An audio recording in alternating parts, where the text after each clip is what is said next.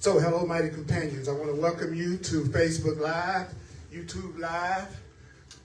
This is Earl Purdy, and we're going to be doing a course in miracles, a course in miracles, a course in miracles, a course in miracles, a course in miracles. Or what?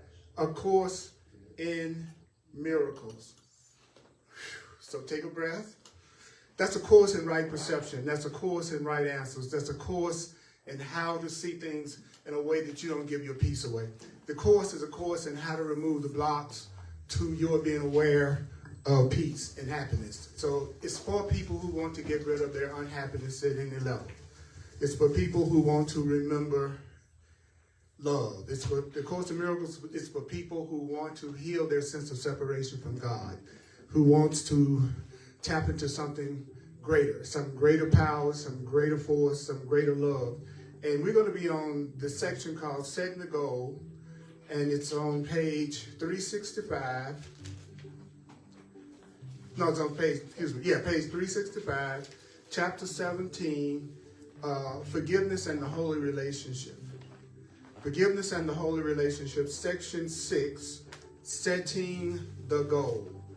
Setting the goal, setting the goal. And what are the guidelines? What is it that Spirit says we need to remember if we want to get any benefit out of the course? It says you need to remember that you need not believe the ideas, you need not accept the ideas. Some of the ideas you don't even need to welcome the ideas. Some of the ideas you may actively resist. Some of the ideas you may actively resist. Tells us that some of the ideas a person will find hard to believe. Some of the ideas people will find quite startling. And then the Course in Miracles says, I'm not asking you to judge and analyze the ideas. I'm not asking you to judge these ideas. I'm not asking you to judge these ideas.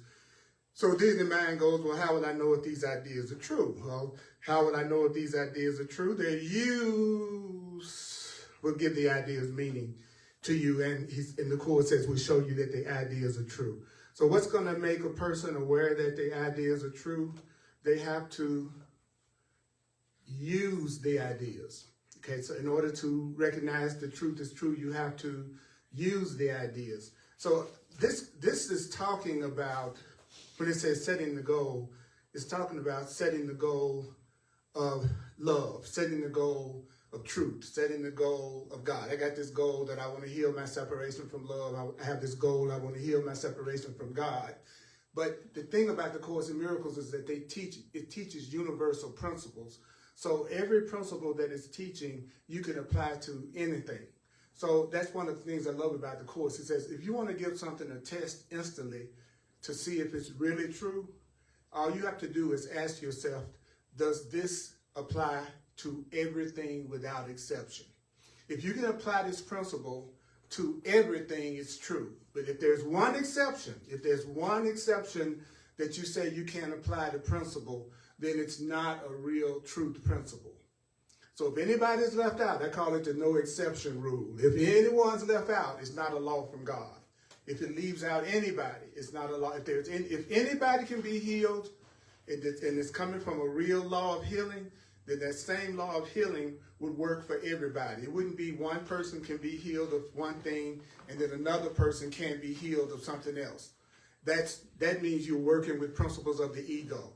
Principles that are false, laws that are false, always have exceptions. So the Course says one of the main things that we've got to let go of at some point in our spiritual path is the idea that one thing is harder for the Creator to heal than another thing. That we got to let go of that idea that healing leukemia is harder than healing a backache. Okay, anytime the Course says we're the ones that believe that. We're the ones that limit the Creator. We're the ones that come up with the exceptions. So when you say setting the goal, what I'm going to do is ask you to set a goal. Is there any area of your life that you'd like to set a goal, or do you feel the need in any area of your life to set a goal, or have you set a goal in some area of your life? Because this is all about how to achieve your goal and setting your goal. So I have some things that I want to do right now. So I'm going to keep those things in mind as I go through this. I have personal goals, and beside the goal of God. And I want to know, according to the Course in Miracles, how you set your goals and how you allow your goals to manifest from a Course in Miracles perspective. Okay, so I'm the divine repetition teacher. The Course in Miracles teaches that you don't learn the Course through analyzing the Course. You learn the Course through hearing what it says, remembering what it's saying, and then using what it's saying.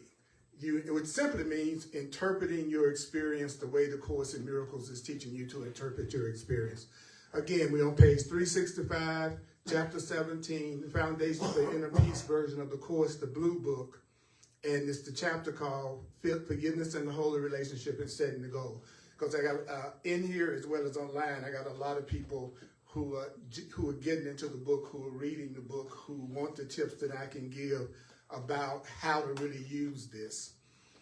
Rule number 1, take it slow. Go slow. Don't read the Course in Miracles like you read in a newspaper or a magazine.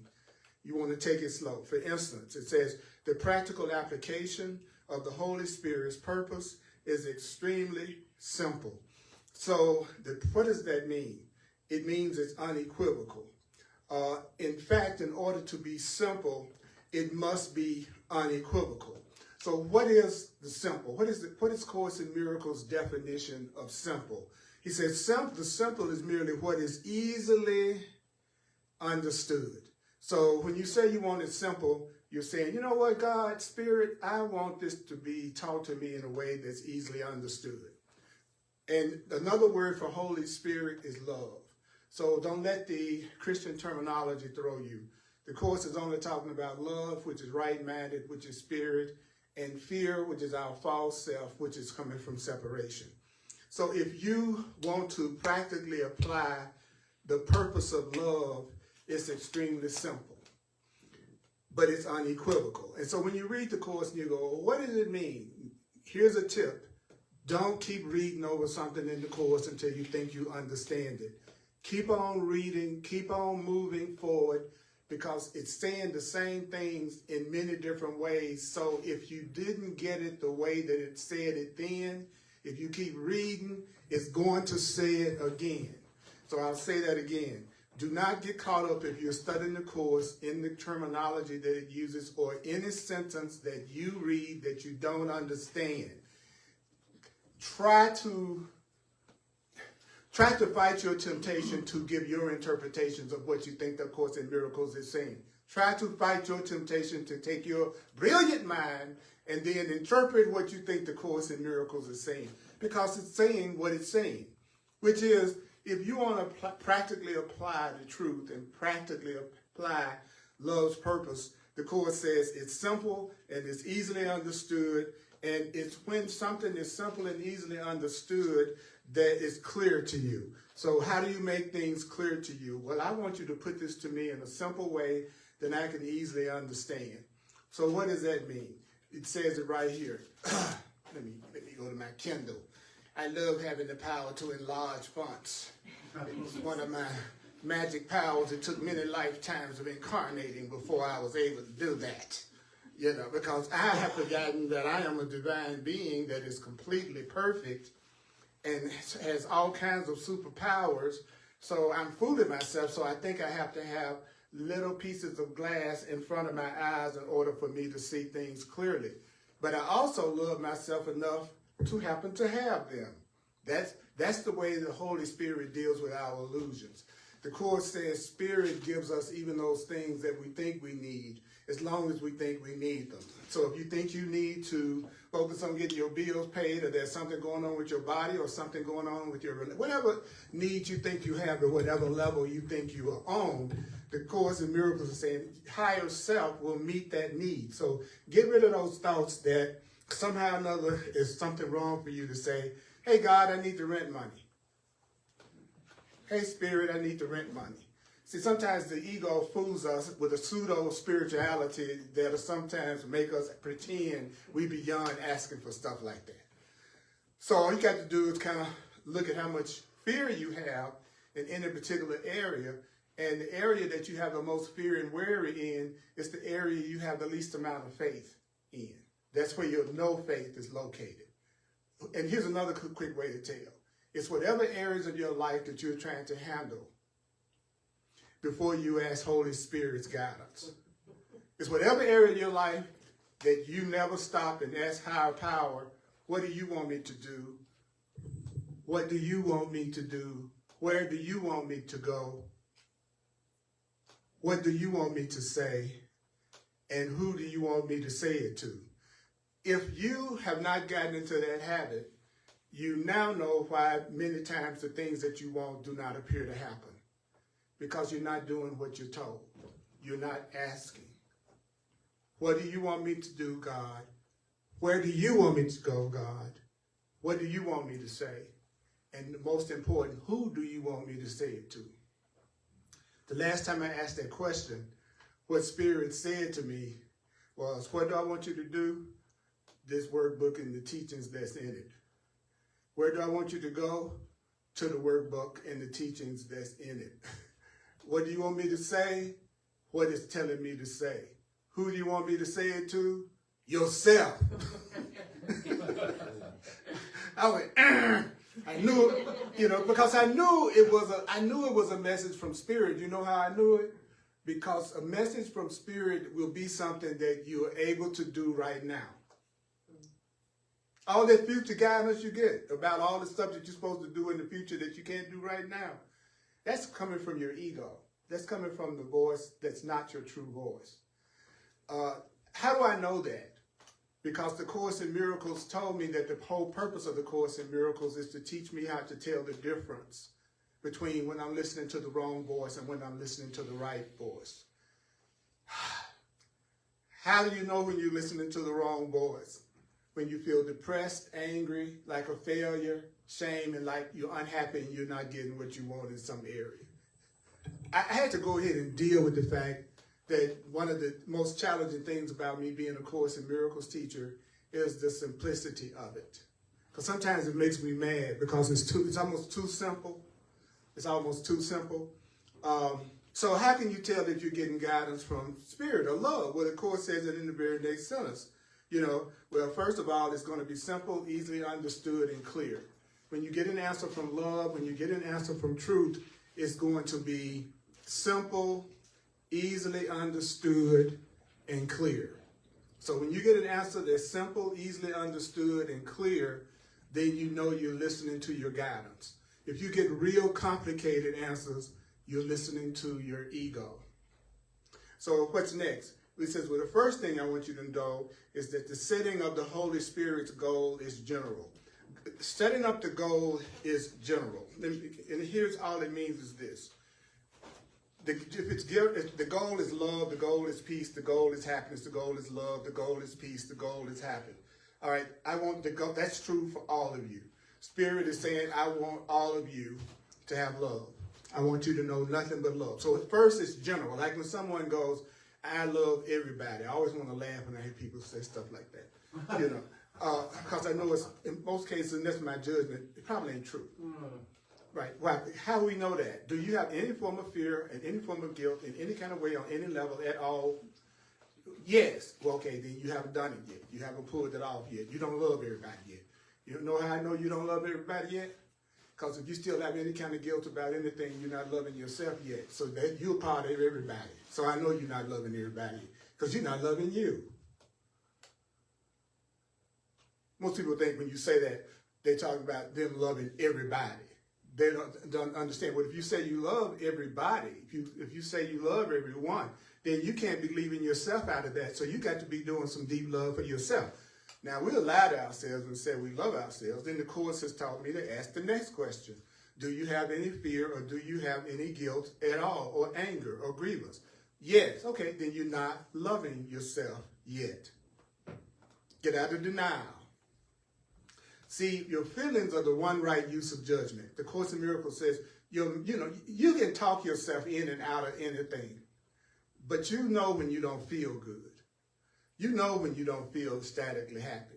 So go by your feelings. And so the Course is saying the Holy Spirit, your guide, your teacher, will work with you to make the goal specific. Okay. I'm saying I want to love everybody, and I want to love everybody in this room. The course is saying, well, let's make it specific. You know that this person that you've been having this issue with, Earl, that you would like to see differently, and that you don't feel the love, and that you feel some separation. Well, why don't we make it specific? You say you want to love everybody. What about loving this person? Everybody got their specific?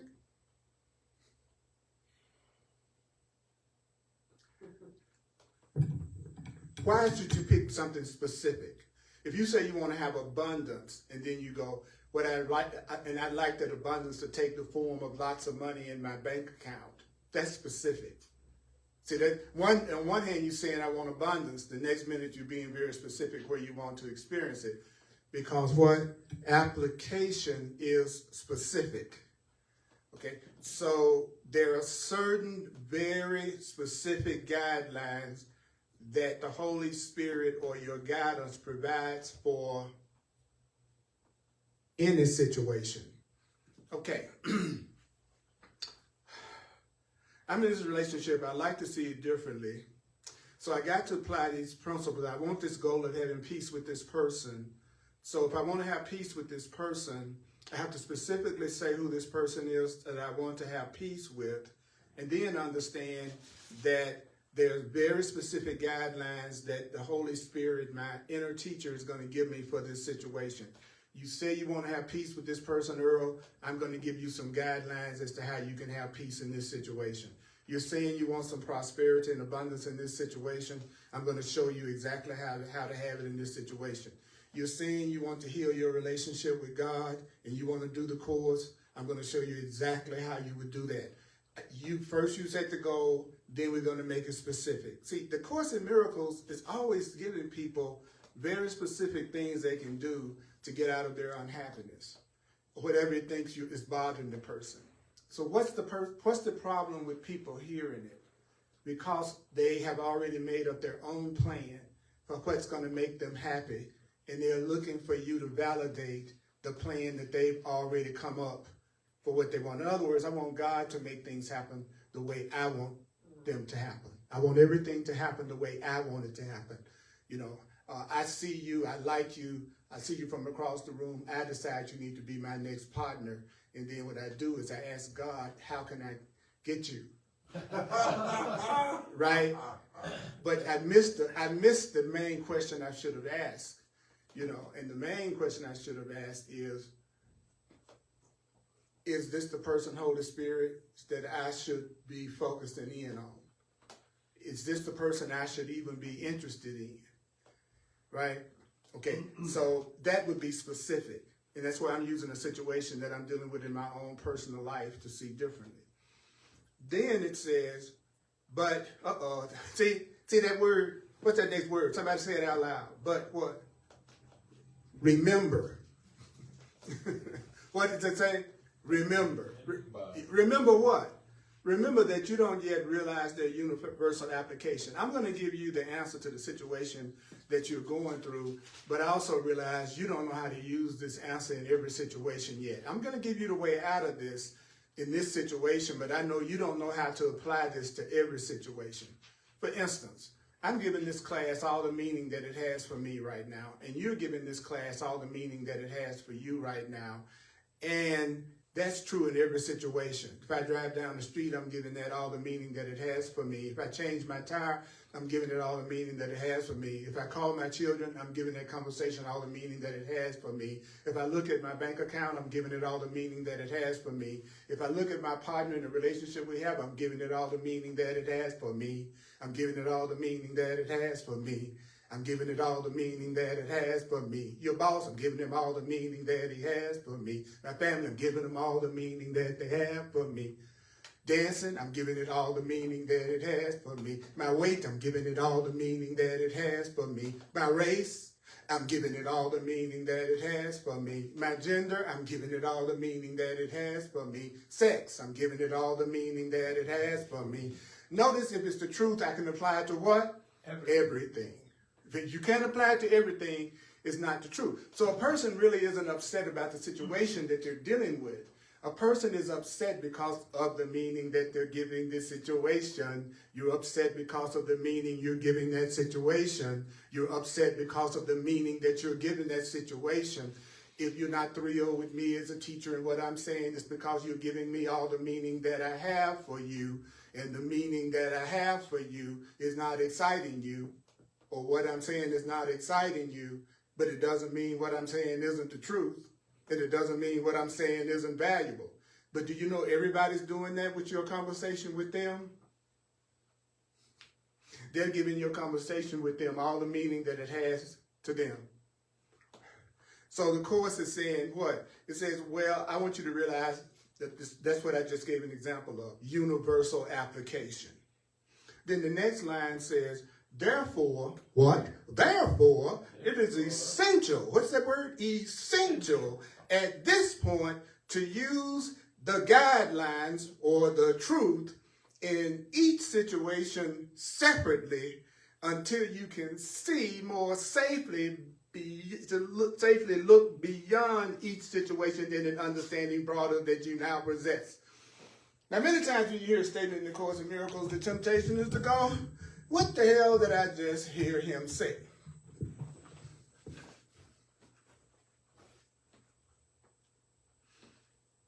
I'm giving this person all the meaning that they have for me. In the situation, all the meaning that it has for me. And so when I think about my financial situation, I'm going to go, oh, I'm giving that all the meaning that it has for me. Oh, I'm thinking about the weather today because I wanted it to be warmer at this point. So I'm giving the weather all the meaning that it has for me. So what am I doing? I'm using the truth in every situation, just like he said, separately.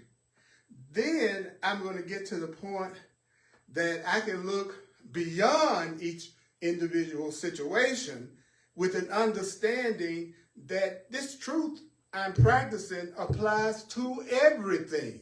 So now I have an understanding that's much broader than the understanding I had before. First, I thought I could apply this truth and see what you do is love and the call for love in one situation. Now I'm understanding everything I see on the news is a call for love. All my relatives or friends that are unhappy in any way is a call for love. Any sickness is a call for love. So now I'm beginning to understand that it just applies to everything. So that means one day my mind is going to be so reprogrammed that it applies the truth to every situation without me even consciously trying. Just like you get upset just like that about certain things and you don't stop and go, oh, I'm going to now get upset. Usually people go straight to upset. Why? Because their mind has been programmed. That decision to get upset is being made so fast the person doesn't even remember making it. So then all you say is, I'm upset with you all of a sudden. But the truth is you chose to be upset with me because of some meaning that you gave to what I said, and you went to your upset really, really fast, and that's what's causing you to be upset is the meaning that you're giving it. So if I understand it's the meaning that's getting me upset or making me happy in every situation, now I have a broad understanding. Now I have a big understanding. There's a line in the Course that says you can't really give a gift if you're concerned about the outcome of giving the gift and how people are going to react with your gift and if they're going to use your gift, right? So when I'm teaching, I have to keep that in mind, that when I allow myself to be used to give this to people, I have to let go of how the people should receive it and how they should respond to me receiving it. You know what I mean? Like if it was up to me, every word I said would thrill you. It would make you feel the greatest joy and the greatest healing. But that's me imprisoning you by my desire. So now I'm looking for you to respond the way I want you to respond, or else I can make myself not feel good about that. That's imprisoning you, and that makes it not a gift if it's not up to you whether or not you use it. And I forget that. Don't you forget that? Now you hear why the Course keeps saying, remember, remember, remember, remember, remember, remember, remember, remember, remember, remember, remember, remember, remember, because you do what? Forget. And it's something that happened today, and you'll be tempted to get mad, and you'll be tempted to think that person or situation is the thing that made you mad, and the truth is you would have forgotten that the Course taught you that your anger is coming from the meaning you give in the situation. So just that quick, you forgot that, and now you're upset about something. And what you could say whenever you're upset about something is this, if you want to help get out of it real quick, say, I'm upset because this person isn't acting out my script. You'll be amazed at how fast you get off of stuff. If you start saying, oh, this person isn't acting out my script. You aren't acting out my script. But then this is what you do when you're angry. You're going, you're not acting out my script. You're not acting out my script. You're not acting out my script. And if your person is angry about everything all day, you're going, they are not acting out my script. And he is not acting out my script. And she is not acting out my script. And this situation isn't acting out my script. And the bus driver was 10 minutes late. My script was that the bus driver still would be 10 minutes late. So this is acting out. So I'm always angry because something or someone not doing what I want them to do, the way I want them to do it. That's what all anger is, and that's why all anger is unjustified. And then when the Course told me that all anger is unjustified, I was like, what do you mean all anger is unjustified? You know, I saw my best friend, with somebody else that I liked. What do you mean I'm not supposed to get upset about that? No, you're getting upset about the meaning that you give it. So that's why your anger is never justified. Why isn't your anger ever justified? Because you don't have to be angry. See, I didn't realize that's that simple answer again. Because people go, what do you mean? That person robbed me. Why shouldn't I be mad at them? No, the reason why the anger isn't justified is because you could feel another way. And as long as there's a choice for how you could feel, then no feeling that's what you call a negative feeling is justified, because you could be looking at it another way if you were willing to use another interpretation. And in the Course in Miracles says, you know what I'm going to give you? I'm going to give you another interpretation. I'm going to give you another way to look at this. Have I not been doing that since the class started? Giving one way of looking at it after another way of looking at it? That's how you feel better. See, the ego, the wrong voice, is going to tell you that if I'm going to help you, I got to give you better instructions about how you can change everybody so they can be the way you want them to be. Yeah. That's what most people call being helped. Is I'm going to show you how to make your wrong plan happen. Because your wrong plan is that somebody else and something outside of you needs to be different in order for you to be happy. That's the wrong plan. I do not want my happiness to be dependent on anything you all do. Nothing that you do. I don't want my happiness to be dependent on how you respond to what I'm saying or how I'm saying it, because the Course says, if you use that plan, don't worry about it. It's guaranteed to end in failure. You're going to fail to be happy. If anybody would make their happiness based on seeing Earl Purdy on a pair of skis, they're going to be miserable the rest of their freaking life. And if you happen to see Earl Purdy on skis coming down a mountain, know that's an alien or something. Okay, you just straight up go, that's a clone or something. You know, that ain't Earl. That ain't Earl. That ain't Earl. You know what I'm saying? Now you go to a club and you keep funking it up. Now that's Earl. You know what I'm saying? Okay, that's him right there. And if I twerk, you know it's me. That's how you absolutely know it's me. So, how do we know we were seeing what I just said correctly? Applies to everything, no exceptions. And no exceptions, and we were laughing. Every time you're seeing or hearing something correctly, it will make you happy. It'll make you feel peaceful. How can you tell when you're looking at something and hearing it correctly? You will feel peaceful. You will feel happy. You will feel joyful. See, that's too easy. Especially if most of the time you feel like a miserable person. Because then you'd have to admit that you're seeing things incorrectly most of the day. People who are sad and unhappy all the time, they're seeing things wrong all the time.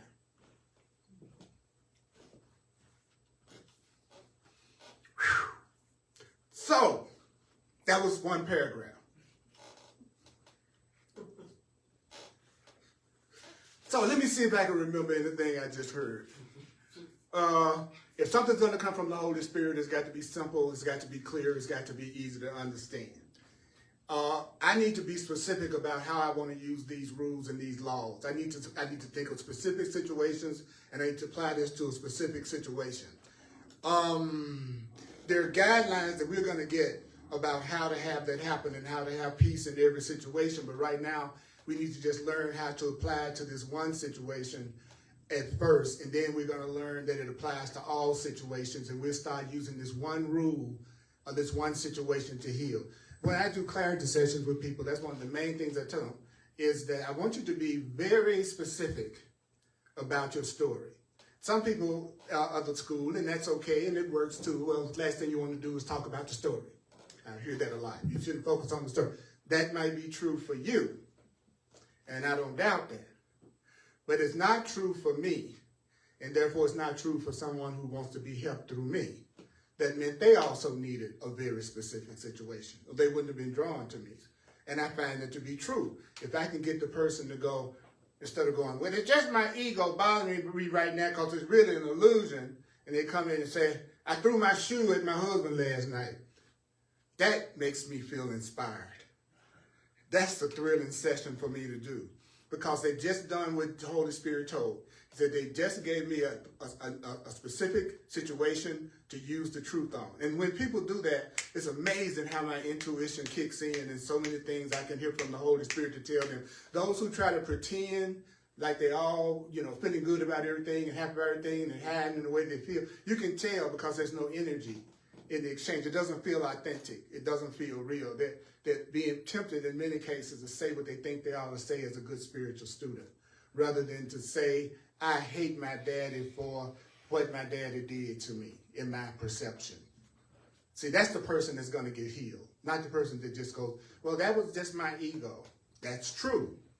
But that application is what? Specific. Then it says, and in a situation in which you are uncertain, and in a situation in which you are uncertain, and in this situation that you have any doubt in, the first thing you need to consider if you're in a situation that you have in doubts and fear in, the first thing you should consider very simply is, what do I want to come of this? What is it for? I'm in a relationship with you. What do I want to come of this relationship with you? What am I in a relationship with you for? That would be such a trip to walk up to your friend or your partner and go, what are you in this relationship with me for?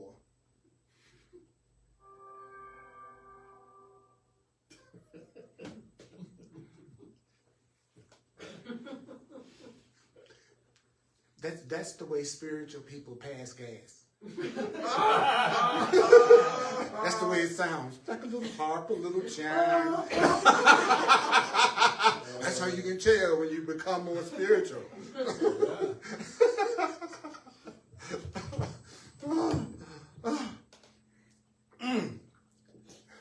Specifically, when you get a chance, ask your friends or ask your partner, what do you want out of this relationship? What are you in this relationship with me for? And I'll say this to you. What are you in your job for? What are you in your job for? What do you want to come out of your job? What is it for?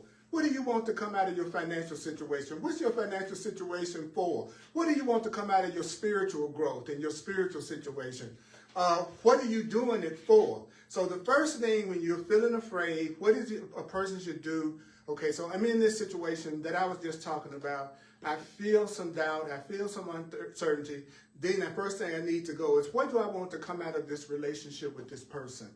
What is it, Earl, that you want to come out of this? What is it that you want to happen in this relationship? What is it that you want to happen in this relationship?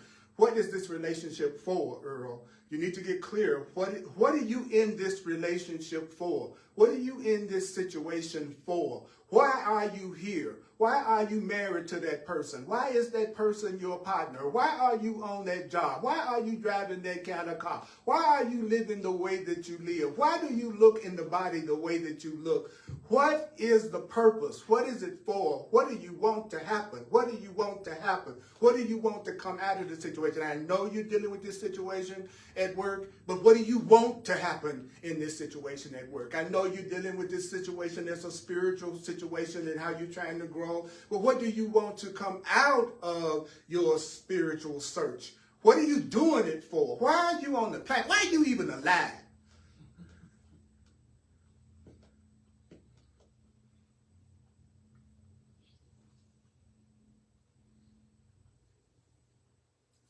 When do you do the clarification of the goal? He says, well, you need to do the clarification of the goal at the beginning. So as soon as so right now in the beginning with this person that I need to see differently, I want to clarify the goal. The goal is I want to feel peace and love with you. I want to feel peace and love and connection to you. I want to feel joy and peace and healing and connection with you. I want to feel no separation between us. I want to feel nothing but love between us and freedom between us. That's what I want to come out of this relationship, and that's what this relationship is for. So I'm clarifying my goal at the very beginning. And why am I clarifying my goal at the very beginning? Because the goal does what? Will determine the outcome. So I'm going to say that again. The goal determines the outcome. The goal determines the outcome. The goal determines the outcome. The goal determines how things are going to... In other words, the goal is actually the end of the journey as well as the beginning of the journey. What do you mean, Purdy? Well, I just said that my goal is to have peace and love with this person, and therefore what I'm going to end up having is peace and love with this person. So my goal determines the outcome. Your goal determines how things are going to turn out. Your goal determines how things are going to turn out. If you have a goal of believing that feeling guilty and putting yourself down in some way is helpful and good for you, then you know you're going to end up feeling like you're worthless and you're not valuable, because that was your goal, so that's going to be the outcome. You have the goal to see yourself as guilty. You want to see yourself as guilty. The outcome is that you're going to see yourself as guilty, and you're going to see yourself as fearful, and you're going to get sick, by the way, and you're going to have anger, by the way. Okay, all of those things are expressions of guilt. Any type of lack of peace is an expression of unconscious guilt, unconscious fear that hasn't been looked at and hasn't been worked on yet. First, you have to have guilt about money before you have a situation that you think you have none and you need it. First, you have to have guilt and anger around relationships that you haven't forgiven before you can be in unsatisfying relationships that don't satisfy you. You have to have a belief that somehow you don't deserve to have a career that excites you before you end up with a career that's excited you. So every situation that a person is in is showing them what their goal was in the first place. If you see yourself as a failure, that was your goal from the very beginning. It wasn't for you to be successful. It was for you to be a failure, but you didn't know it. Wow. I see why the Course says, take me slow, because it's deadly. It's too simple. It's too powerful. So the clarification of the goal belongs at the beginning, because it's the clarification of the goal at the beginning. Like if you're following in the book, and the line says the clarification of the goal belongs at the beginning, for it is this. What is this? Whenever you're studying the Course, say whatever the thises, and the its are. There's a lot of its when you read the Course, and this when you read the Course. So you would say the clarification of the goal belongs at the beginning. For the clarification of the goal, is this which will determine the outcome. So the most important thing I need to say in this situation that I'm trying to get a healing in, that I want a healing in right now, is all I want is peace between us. All I want is peace between us. All I want is peace and joy between us. All I want is peace and joy between us. He says, but in the ego's procedure, this is reversed. The average person does it this way. The situation becomes the determiner of the outcome, which can be anything. I'm just in this situation, and this situation is the way it is because I couldn't help it. I just ended up in this situation, and this situation determines the outcome. I'm a black man in America, so therefore I've got to experience all kinds of lacks and challenges and oppression and misperceptions, and I'm just going to let this situation determine the outcome. This situation I'm in, I'm just going to let that determine the outcome. So that's the way wrong-minded people do.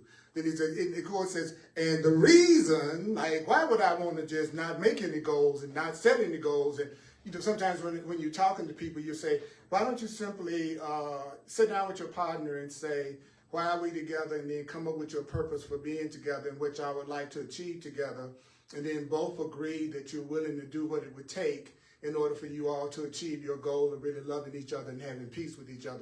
What that usually does with people, first of all, is scare the hell out of them.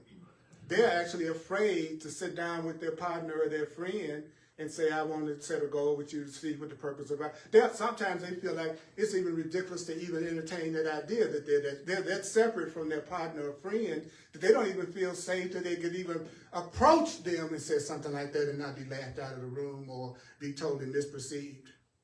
The problem when you begin to study the truth, folks, is the first thing you're going to see is everything you're doing wrong. If it's good truth, the first thing you're going to see is everything you're doing incorrectly and that you're doing wrong.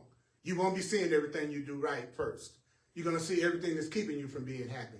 That's the first thing you got to see to get rid of the stuff that keeps you from being happy. So the first thing that happens when you ask God to come into your relationship is that it might seem really disturbed and disjunctive and distressing.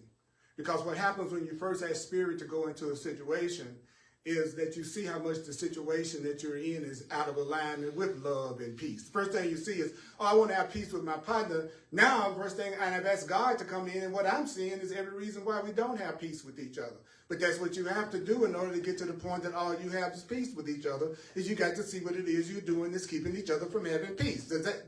I keep checking in. Does that make sense to everybody? So don't think you're going to ask for God's help and Spirit's help, and it's going to be la-la-la-la-la, and it's all be candy and roses from the first beginning. It could be that way, but your level of faith isn't that great yet, or you wouldn't be asking in the first place. So that means that the first thing you're going to see is the role you play in making your life exactly the way that it is. That if you don't have no money, it's because of you. You don't have any friends, it's because of you. If you don't have any joy, it's because of you. If you're not in a satisfying job, it's because of you. That you are the powerful one in this situation, and so you are the one that has to change it. But here's the good news. All you have to do is start out by saying very specifically where you would like to see the change, and then say to yourself, if I don't make no decisions by myself, this is the day that will be given me. If I don't make any decisions without, I say it this way for myself, if I don't make any decisions without taking into consideration the truth that I'm learning from the course, I'm not going to make any decisions without comparing what it is I'm deciding to do with what the Course in Miracles teaches me. Because the Course in Miracles is my spiritual path by my own choice. So therefore, if it's my spiritual path and it was my choice, then the first thing I'm going to do is anything that I decide to do, I'm going to compare it to what my spiritual path is teaching me that I should do. And that's what I'm going to use. So therefore, I'm not making this decision by myself.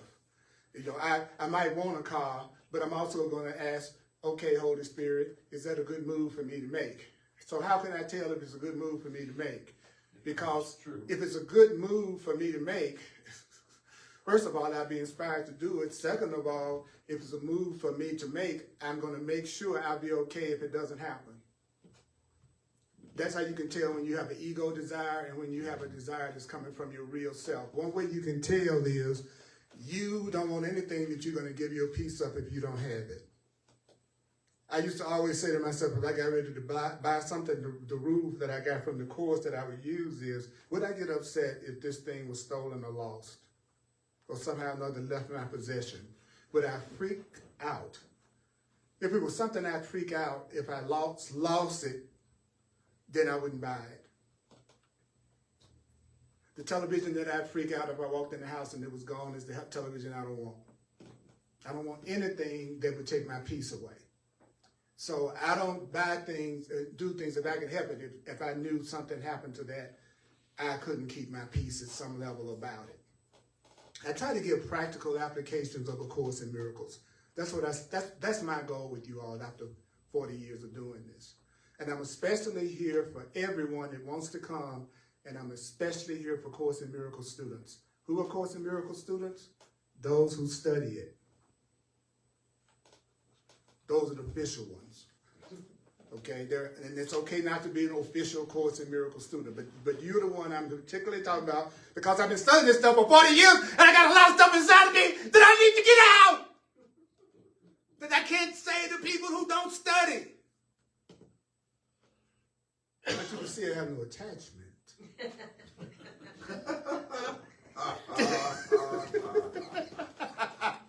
I'm subtle in my emotional responses. People around me can't tell how I'm feeling. I'd much rather, that's what I love about the racism thing in the South. Because in the South, when I grew up, they didn't hide it. You know, if a white person didn't like you, they had a cross word they call you, or attitude that they would have, but they'd be straight up, I don't want you living in next door to me in my neighborhood. You go in other parts of the country, it can be those same kind of attitudes happening, but they hide it. They tend to hide more about their prejudices or their fears or their sense of separation. Nobody's a racist, not me. How could I not have been to have been born in a race that it appears like racism is always something I'm dealing with? Then I obviously at some point made the decision to learn this lesson based on my own past racism.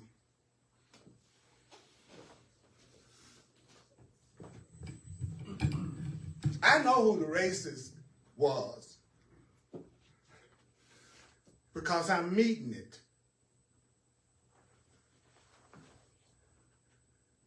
So then the question becomes, what do I want to come out of it now? How do I want to see it now? How do I want to see it now? What do I want to come out of my relationships with people of other races and nationalities and ethnic groups? What do I want to come out of my relationship now with people who have a different color body than me and a different color, different kind of culture? See, just like what he's saying there, Earl, what do you want to happen in your racial situations? What do you want to happen in America? What do you want to happen with your brother? What do you want to happen with this person?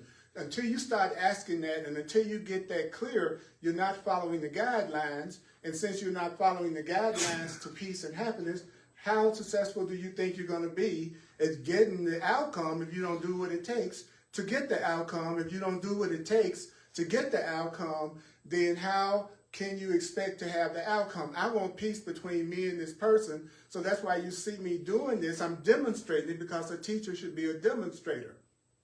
You shouldn't be talking to someone who can't relate to stuff that you are going through.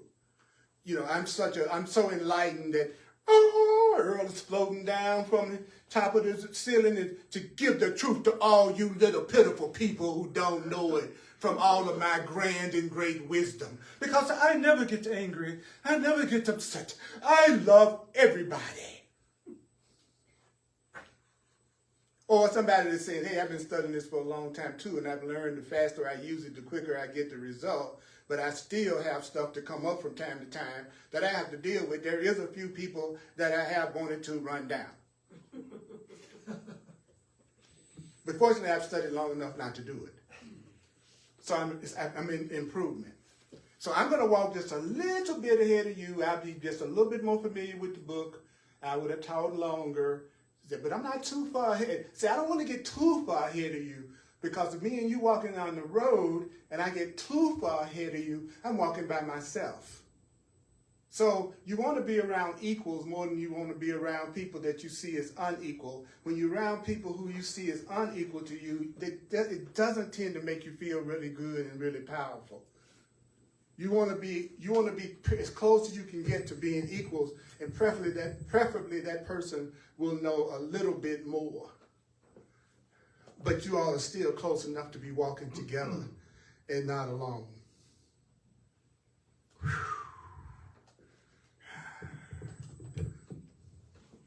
So whenever I say I want to have a friend or a close relationship, I always ask for an equal. Because things happen faster with an equal. Both of you like to go dancing and you're in a relationship with each other, but you want to do something together. That would happen faster if you went together because both of y'all want to go dancing. So anytime you join with somebody and you all have the same purpose, they're much easier to be in a relationship with than to be in a relationship with somebody that doesn't have the same purpose as you, which means they want something out of the relationship. Let's say you go out with somebody because you really want to join minds and hearts and have somebody to communicate.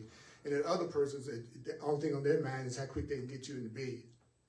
Or how quick you can get them, or they're thinking about you got a lot of money they might be able to benefit from, or they don't want to be by themselves on a Saturday night, or you see what I'm saying? If you have one goal and the other person has another goal, then you're going to clash in the relationship. So that's why the first thing you need to do is ask the person, you want to go out with me? What do you want to go out with me for? You want to be with me? What do you want to be with me for? And I would see a huge red flag as being with someone who will not tell you that. Because that's not a ridiculous request. If I know I want to go out with somebody because I want to talk, I want to be in a relationship where the Course in Miracles is the number one foundation of the relationship, and then I go out with somebody that says, the Course, what? I ain't interested in that at all. I don't never want to read with you. I don't never want to study with you. If I know that's what I want and I know that's important to me, then I know that that's not the person immediately. Why? Because I know what I want and I know what I want to come out of my relationship, which is some truth and some love and some awakening. You see what I mean? But if I didn't know what I wanted, I'd just take another chance, like I had done a million times before, go out with the person and then hope it works out. Because to a person who doesn't know the truth, to a person that is in their ego, to the person who doesn't know what love is, to that person, all love is special. And so they are wanting you to fulfill the fantasy that they have more than they're trying to make sure that you and them are on the same page. I want whatever I want to go out with you for, I want that to happen, and that's what I'm focusing in on. I'm not really interested in you. I'm really interested in my fantasy. And I call it my creative visualization.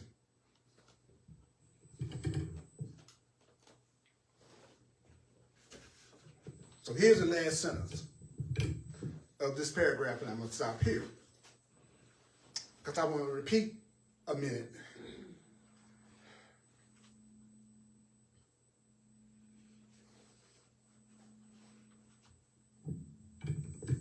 So why doesn't the person ask what they want to get out of this situation? Why wouldn't the person ask what they want to get out of this situation? It says the reason for this disorganized approach is evident. The reason for this disorganized approach is evident. The ego, the wrong-minded person, the wrong part of your mind, your ego, the wrong part of your mind, the part of you that does world thinking, the part of you that thinks the way the world has taught you, the ego, the part of your false self, the part of you that doesn't know the truth, that part of you doesn't know what it wants to come of the situation. See, that's what I'm saying. I'm getting in this relationship with you, but I really haven't decided what I want to happen between us. So I don't know what's going to happen between us. I know. And have you said that before? Yeah, I got this relationship, and you know what? I really don't know what's going to happen between us. I don't know.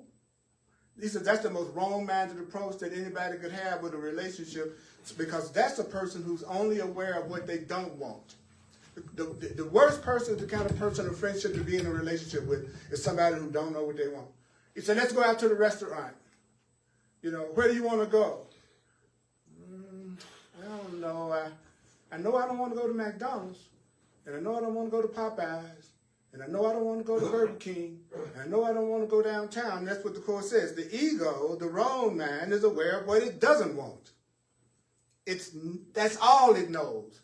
If you're around someone and you're in that part of your mind, all it talks about is what I don't like, what I don't want, and what I don't like, and what I don't want, what I don't like, and who I don't like, and what I don't want, and what I don't want. You know, that if you're around somebody or you're one of those people that all you talk about all the time is what you don't like and what you don't like, the Course says that's the ego. The ego is the part of a person. The wrong mind is the part of the person that has no positive goal.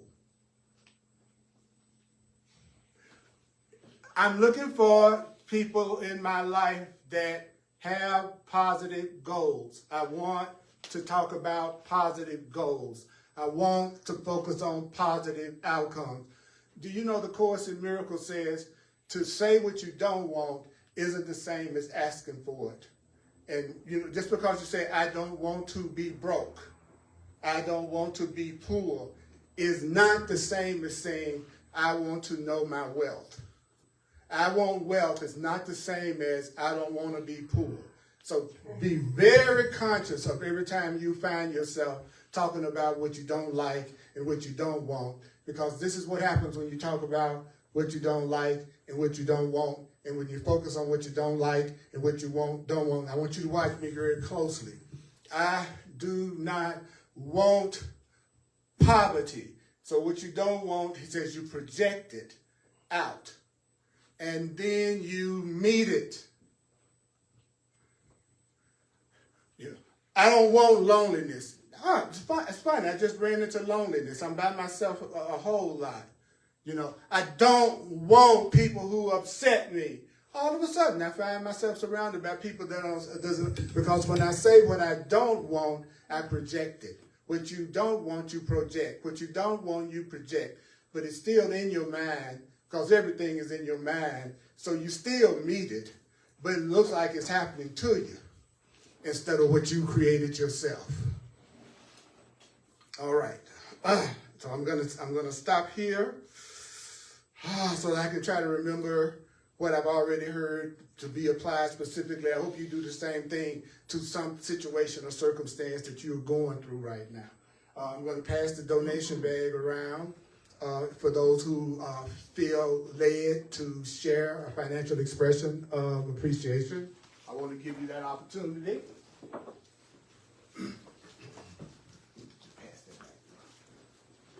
I love it. The lesson today, today's workbook lesson is all that I give is given to myself. That's a perfect prayer.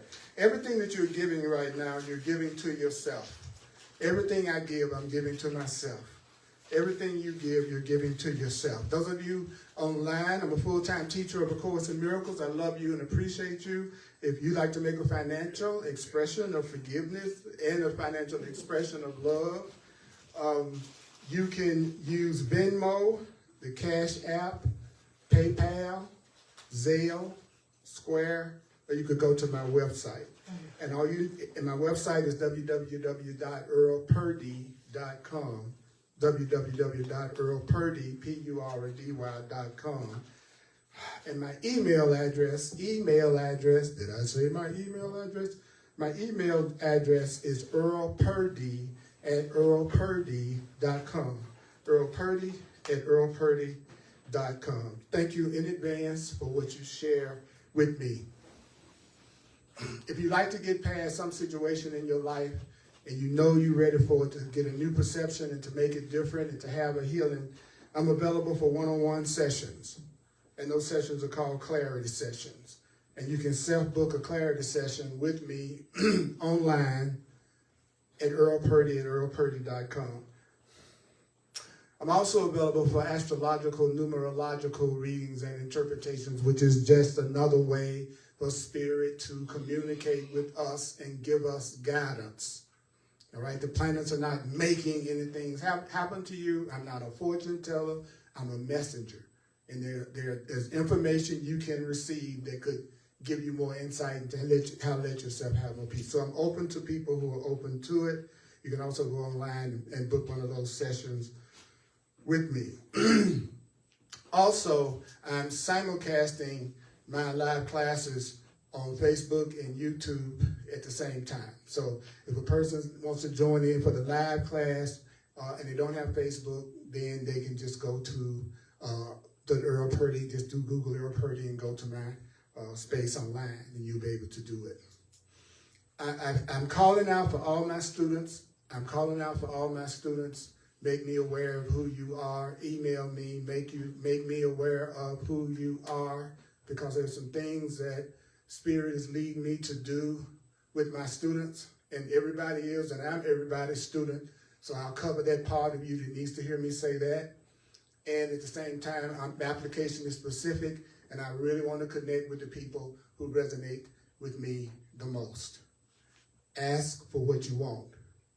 Ask for what you want. If you're attracted to a person and you know you're just attracted to their body and that's your goal, be honest with yourself that that's what your goal is. Don't try to hide that behind some other thing you're saying you want, and you know you want some kind of physical pleasure or bodily experience. Get honest with yourself.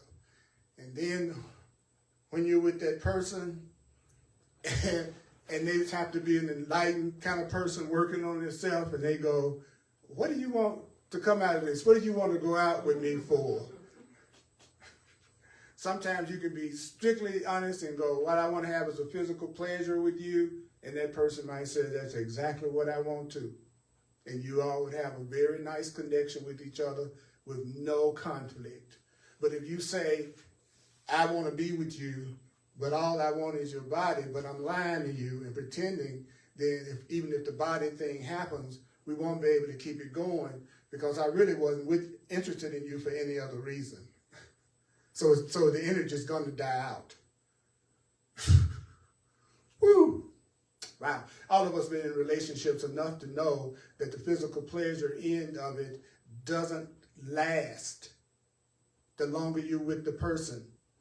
Unless you all know what you're in the relationship for, and you're in the relationship to grow and love each other and see each other's innocence and sinlessness and nurture each other and be a safe place for each other.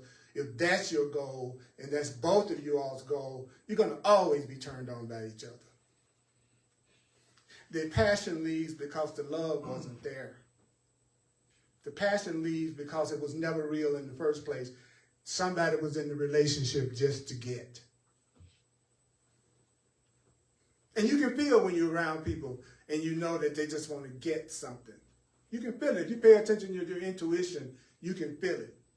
You know, that's one thing I've seen a lot with beings in female bodies have to like hone that radar of what does he really want?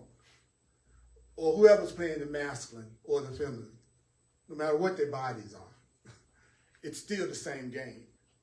It doesn't matter what the bodies are. You're still playing the same game. Either we've set the goal to love each other, connect with each other, join each other, have joy with each other, or both of us in this relationship to get some fantasy fulfilled, and we're going to try to make the person feel guilty about it if they don't do it the way we want them to do it. Or we're going to lose interest in them. You innocent. Wow. Okay, here's the points we got today, right quick. If we're setting the goal that you want to have more peace and you want to have more joy and you want to have more love in your life right now. The way to do it is going to be simple, it's going to be easily understood, and it's going to be clear. So we want to set love's goal. We want to set the Holy Spirit's goal, and the Holy Spirit's goal is for us to have peace and love and joy and forgiveness. That's the Holy Spirit's goal. You want to have peace and love and joy and forgiveness. And so the Holy Spirit, your inner teacher, is going to work with you to make it specific. Because I'll say it again, don't you know that application is specific? That's why I took a particular person today that I wanted to use to get clear about how to handle the relationship, to have the healing. And I'm going to use this same attitude of getting clear about what it's for and what I want to come out of it in every situation of my life. And you should want to do that in every situation of your life. If you do that, that's going to give you an understanding that's much greater than the understanding you have right now.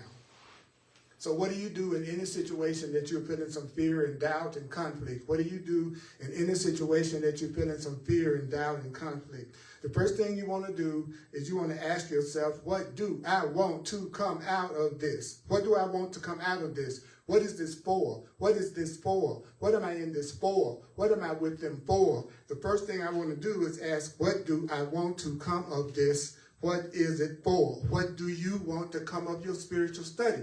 What do you want to come of your focusing in on the Course in Miracles? What are you coming to the class for? What are you watching the class for?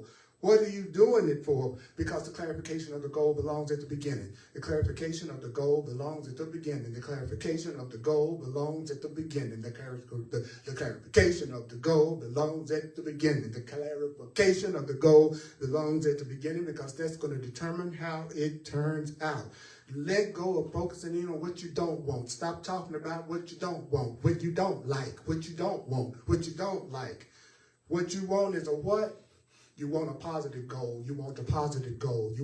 I want God. I want love. I want truth. I want abundance. I want healing. I want health. That's a positive goal. Saying I don't want to be sick. I don't want to be broke. I don't want to be depressed. I don't want. That's not a positive goal, and you'll find yourself in a situation that you're wondering how you got into it. And you'll be saying, how did I get into this? Yeah, you didn't have a positive goal set at the outcome. That's how. So, watch this, listen to this at least 4 times. Try to watch it or listen to it at least 4 times. Repetition, repetition, repetition, repetition, repetition. So what's going to be your goal this week? Your goal this week in any situation or circumstances for you to stop and say, what do I really want to happen here? What do I want to come out of this situation? What is this situation? What is this circumstance? What is this relationship for? So, mighty companions,